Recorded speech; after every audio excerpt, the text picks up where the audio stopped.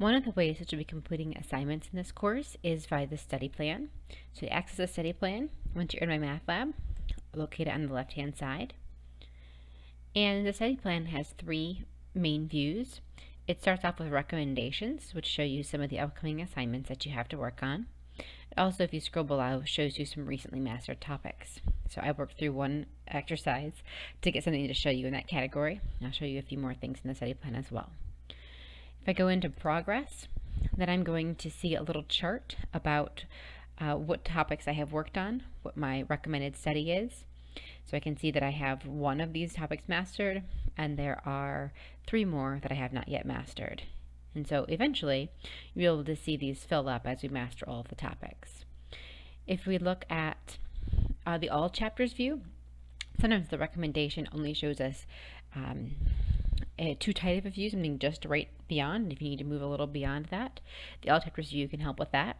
And it can also access some of the assignments that are not part of the required assignment, such as the orientation. So if this is your first time using MyMathLab or an online software system, then you may wish to go through the orientation on how to enter exercises. So there's some orientation questions there. Things that have the no number indicated, but just a dash and a slash, those points don't count towards your overall mastery points for the course, but there are still many that can be useful. In particular, I would like to point out the integrated review here. There are many, many topics here in the integrated review that we may call upon and attempt to master as the course goes on, but at the moment in this preview, they're not currently enabled. All right. So I want to look in particular at the function sense just to get an idea. This is our first chapter here.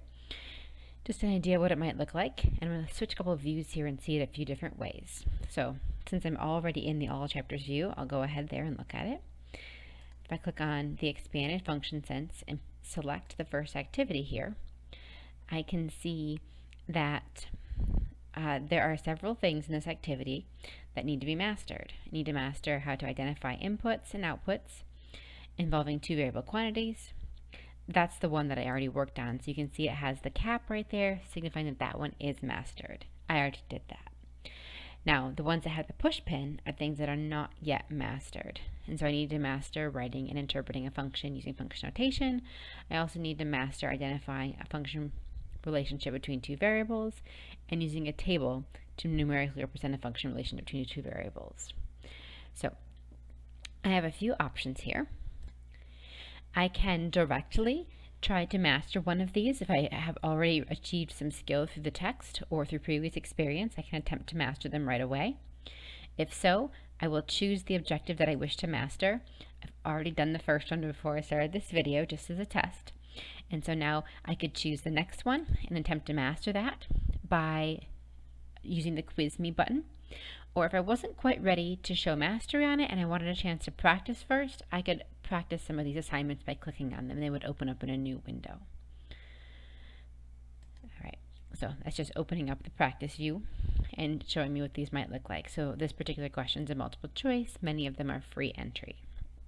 I'm going to go back to the recommendations page just to note something. Although you can see on some of these that there is a video icon available with some questions for additional assistance. Let me go back to the recommendations page, because if you are able to work through here, it does display it a little bit differently and might perhaps be a better way to look at it.